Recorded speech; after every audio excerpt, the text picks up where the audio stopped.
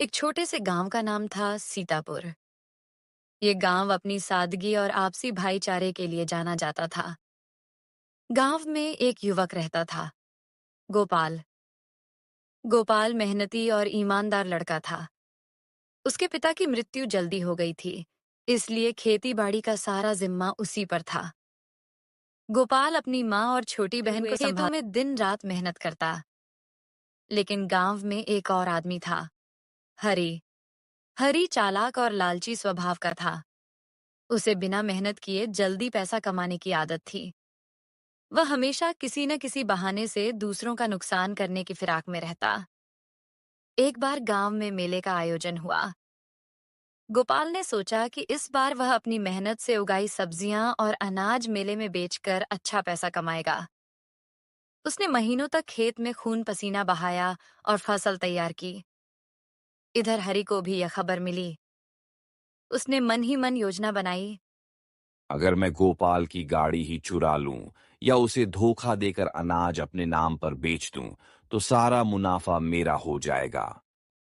मेले से एक दिन पहले हरी गोपाल के घर आया।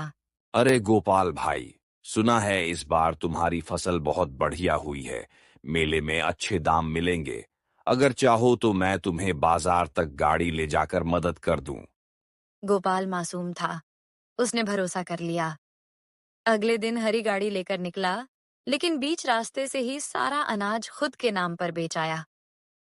शाम को जब गोपाल ने पूछा, भाई पैसे मिले क्या? हरी बोला, अरे क्या बताऊं, मेले में तो दाम ही नहीं मिले। सब्जियां खराब बताकर व्यापारी ने मना कर दिया। कुछ बचा खुचा अनाज मुझे रखना पड़ा। पैसे तो कुछ बने ही नहीं। गोपाल दुखी हो गया, लेकिन उसने चुप्पी साध ली। धीरे धीरे गांव में खबर फैल गई कि गोपाल की फसल खराब हो गई। सबको आश्चर्य हुआ, क्योंकि सब्जियां बहुत अच्छी थीं। एक दिन गांव के बुजुर्ग श्याम काका ने पंचायत बुलाई। अरे, सब कहते हैं कि गोपाल की फसल खराब थी, लेकिन हमने खुद देखी थी, बहुत अच्छी थी। सच क्या है? हरी फिर बहाने बनाने लगा।